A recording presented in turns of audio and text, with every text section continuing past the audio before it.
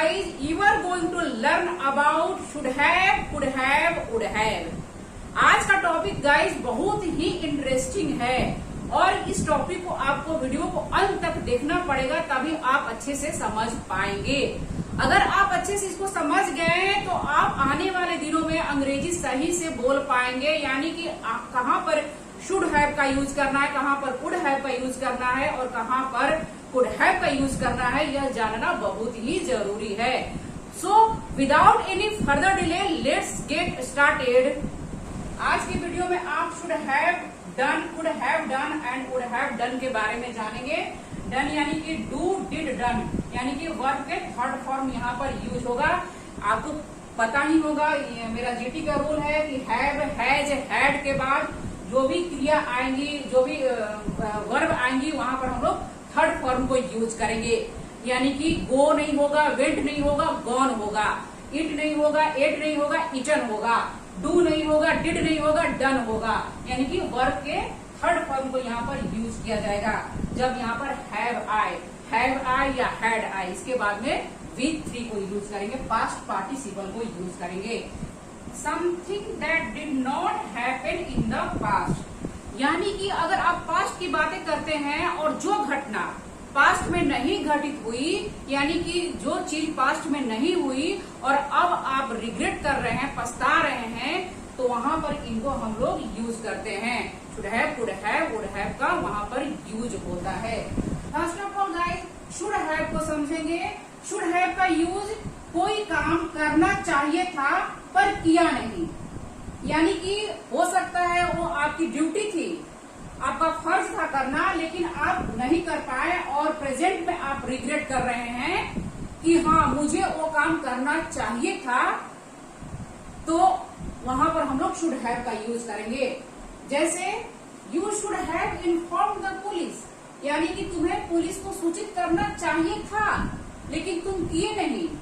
ये तुम्हारा फर्ज था, ड्यूटी थी तुम्हारी कि तुम पुलिस को इन्फॉर्म तुम्हें करना चाहिए था, लेकिन वो तुम नहीं किए, इसलिए आज तुम पछता रहे हो, रिग्रेट कर रहे हो। हैं? अब तो झमेल में तुम पड़ गए भाई, कुछ हादसा हुआ था और तुमको पुलिस को फोन करना चाहिए था, लेकिन तुमने किया नहीं और आज पछता रहे हो। तो यहाँ पर इस कंडीशन में आप शुड हैव का यूज करेंगे। तो इसका स्ट्रक्चर पहले समझ लीजिए गाइस। कुछ स्ट्रक्चर ऐसा होगा इसका। सब्जेक्ट लिखेंगे, देन शुड हैव को यूज करेंगे,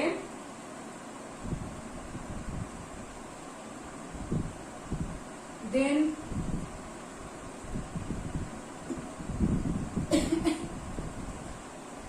स्ट्रक्चर कुछ ऐसा होगा guys. Subject should have plus V3, यानी वर्ब के थर्ड फॉर्म को यूज करेंगे, देन रेस्ट ऑफ सेंटेंस यानी कि ऑब्जेक्ट को यूज करेंगे। सब्जेक्ट यू, शुड हैव को यूज करेंगे, देन हैव के बाद में वर्ब के थर्ड फॉर्म आएगा, यानी कि इन्फॉर्म, इन्फॉर्म्ड, इन्फॉर्म्ड। फिर थर्ड फॉर्म द पुलिस, यानी कि ऑब्जेक्ट को यूज करेंगे। इस तरह के सिचुएशन में गाइस हम लोग शुड हैव का यूज करते हैं कि कोई काम करना चाहिए था, कोई क्रिया होनी चाहिए थी पास्ट में लेकिन नहीं हुई और अब आप रिग्रेट कर रहे हो, पछता रहे हो, तो वहां पर हम लोग शुड हैव का यूज करते हैं। देन आप कुड हैव के यूज के बारे में समझ लीजिए। सिचुएशन कुछ ऐसे ही है गाइस कि तुम पुलिस को फोन कर सकते थे, यानी इस सिचुएशन के साथ ही आप अलग अलग बनाएंगे कि तुम पुलिस को फोन कर सकते थे लेकिन तुम नहीं किए। ये तुम्हारी मर्जी थी, तुम्हारा चॉइस था कि तुमने नहीं किया।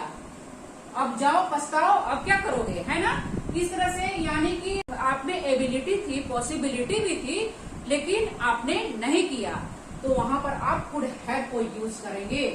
जैसे you could have inform the police, तुम पुलिस को सूचित कर सकते थे, तुम्हारे अंदर ये एबिलिटी थी, पॉसिबिलिटी थी, लेकिन तुम नहीं किए, ये तुम्हारी मर्जी, तुम्हारा चॉइस। इस तरह से यहाँ पर कुड हैव का यूज करेंगे। और कुड का यूज गाइस पास्ट की एबिलिटी के लिए होता है।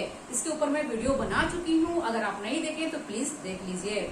यानी कि अगर आप कहते हैं कि जब मैं यंग था तब मैं तैर सकता था, कुड में भी आ रहा है, कुड हैव में भी सकता था, दोनों में ही आ रहा है, लेकिन दोनों में अंतर यह है कि आप वहां पर अपनी योग्यता, क्षमता, पावर की बात करते हैं कि जब मैं यंग था तब मैं तैर सकता था। When I was young, I could swim. लेकिन यहाँ पर आप बता रहे हैं कि आपके अंदर पॉसिबिलिटी थी, लेकिन आप उस काम को नहीं कर रहे हैं, नहीं किए। ये आपकी चॉइस थी, आपकी मर्जी थी, इसलिए आप इस काम को नहीं किए, है ना।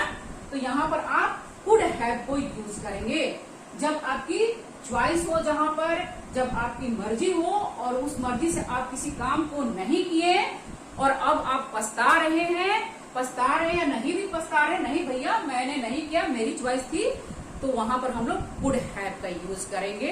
यानी कि आपके अंदर पॉसिबिलिटी भी था, एबिलिटी भी थी, लेकिन आप उस काम को नहीं किए, पुलिस को इन्फॉर्म नहीं किए, तो ये आपकी चॉइस थी, आपकी मर्जी थी। तो यहाँ पर आप वुड हैव का यूज करेंगे।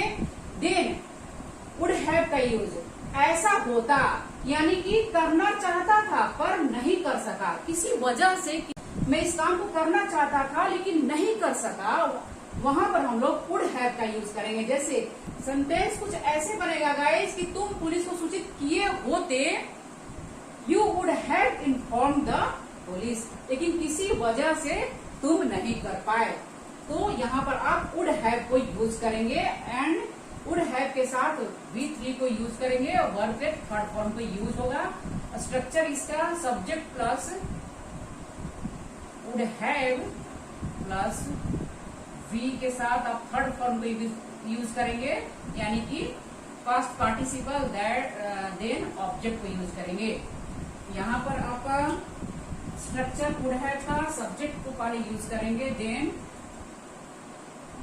वुड हैव को यूज करेंगे, देन वर्ब के थर्ड फॉर्म को यूज करेंगे, देन ऑब्जेक्ट को यूज करेंगे, रेस्ट ऑफ सेंटेंस को लिखेंगे।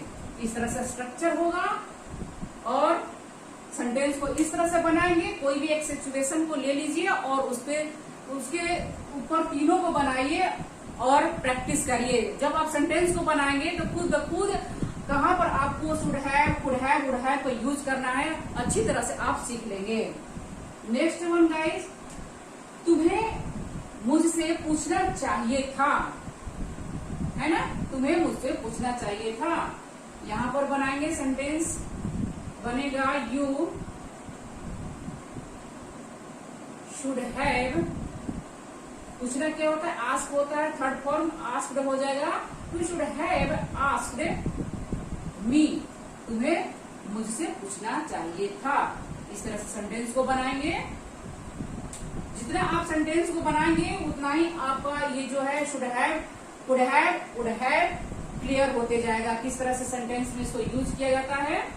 तुम्हें उसकी मदद करनी चाहिए थी, you should have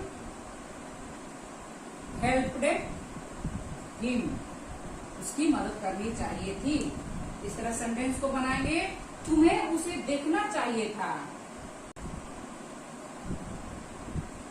you should have seen him, तुम्हें वहां जाना चाहिए था,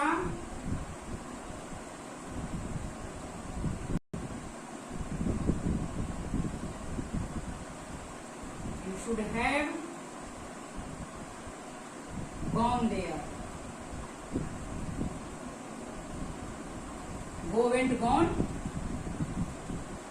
यानी कि V3 को यूज करेंगे आप शुड हैव के बाद। नेक्स्ट गाइस कुड हैव, यानी इसके बारे में आप समझ चुके हैं। कुड हैव यानी किसी काम को कर सकता था लेकिन नहीं किया, अपनी मर्जी से नहीं किया भाई, उसकी चॉइस ही नहीं किया, दैट्स वाई। तो यहाँ पर देखिए गाइस, आप कुछ सेंटेंस के साथ आप प्रैक्टिस करेंगे। तुमने मुझे अपनी समस्या क्यों नहीं बताई, मैं तुम्हारी सहायता कर सकता था।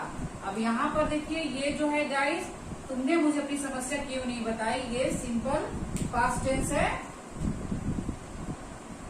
यू वाई, क्यों नहीं बताए, Y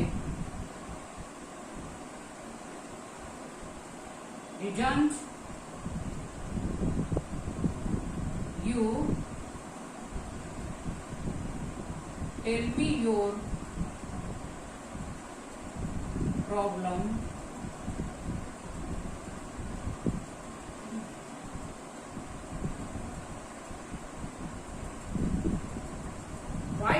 tell me your problem, I could have helped you. तीसरा सेंटेंस बनाएंगे.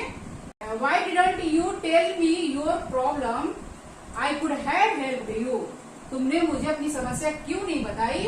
मैं तुम्हारी सहायता कर सकता था. I could have helped you. यानी ये पॉसिबिलिटी थी, मैं कर सकता था, लेकिन अगर तुम बताए होते तो मैं करता, है ना. यहाँ पर तुमने क्यों नहीं बताई. इस तरह से सेंटेंस को बनाएंगे. तुम मुझे कल यह बता सकते थे. You could have told me this yesterday.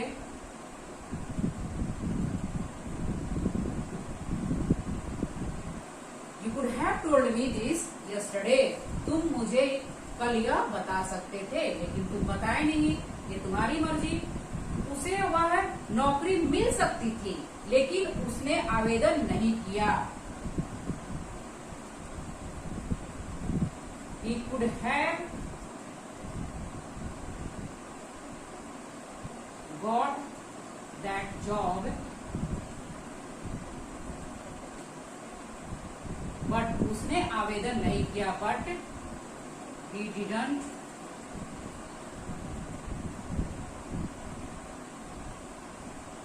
apply for it.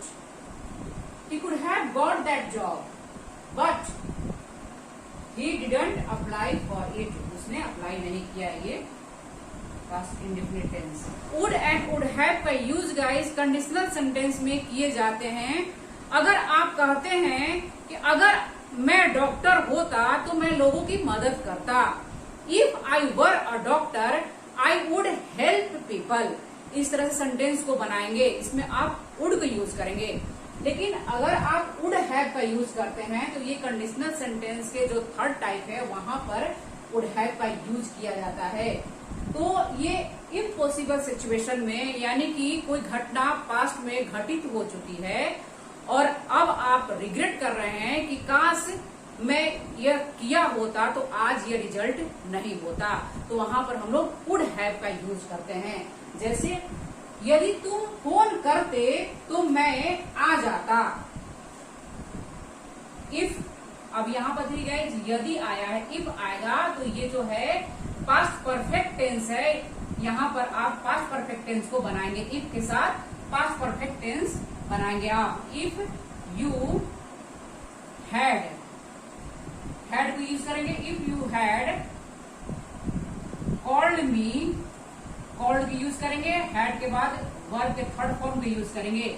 If you had called me, यदि तुम फोन करते, या यदि तुम मुझे फोन करते, तो मी हो गया यहाँ पर. If you had called me तो मैं आ जाता. I would have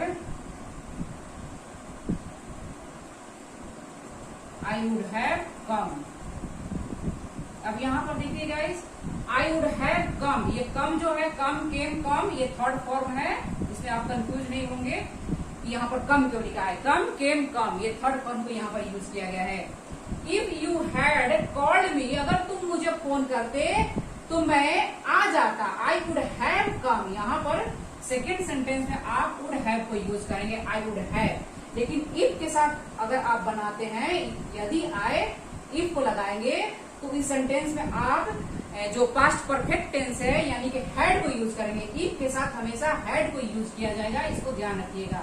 and then second जो सेंटेंस आएगा आई वुड हैव कम. इस तरह से वुड हैव को सेकेंड सेंटेंस में आप यूज करेंगे.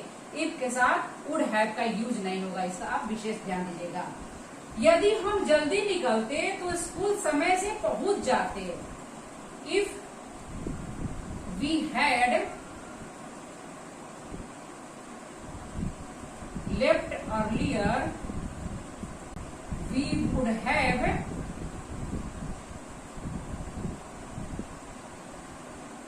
reached school in time. If we had left earlier, we would have reached school in time. हम लोग स्कूल समय से पहुंच जाते. अगर के साथ आप हैड को यूज करेंगे, देन सेकेंड सेंटेंस में वुड हैव को यूज करेंगे। यदि हम जल्दी निकलते तो स्कूल समय से पहुंच जाते। If we had left earlier we would have reached school in time. Reached ये वर्ब का थर्ड फॉर्म है। हैड के बाद भी आप वर्ब के थर्ड फॉर्म को यूज करेंगे। तो गाइज आई थिंक अब आप समझ चुके होंगे कि should have, could have, would have को कहाँ पर यूज किया जाता है और इसके साथ ही साथ गाइज किस सिचुएशन में इनका यूज होता है। तो गाइज शुड हैव यानी किसी काम को करना चाहिए था पर किया नहीं। पास्ट में किसी काम को करना चाहिए था पर किया नहीं। वो काम आपका फर्ज हो सकता था, आपकी ड्यूटी हो सकती थी, लेकिन आप किए नहीं तो आप अफसोस कर रहे हैं, रिग्रेट कर रहे हैं प्रेजेंट में, तो वहां पर आप शुड हैव को यूज करेंगे। कुड हैव यानी कि कर सकता था पर किया नहीं। आप उस काम को कर सकते थे लेकिन किए नहीं, आपकी मर्जी, आपकी चॉइस। तो यहाँ पर आप कुड हैव को यूज करेंगे। पॉसिबिलिटी थी, एबिलिटी भी थी, लेकिन आप किए नहीं अपनी मर्जी से। देन वुड हैव ऐसा होता यानी कि पास्ट में कुछ ऐसा होता तो ये होता, यानी कि मैं वहां जाता तो मैं इस काम को करता, वहां पर आप वुड हैव को यूज करेंगे यानी ऐसा होता। तो गाइज आज के लिए बस इतना ही। अगर वीडियो पसंद आए तो प्लीज वीडियो को लाइक जरूर कर दीजिएगा, चैनल पर नए हैं तो सब्सक्राइब कर दीजिएगा गाइज। अब नेक्स्ट वीडियो में मिलते हैं, तब तक के लिए धन्यवाद, थैंक यू, जय हिंद, जय भारत।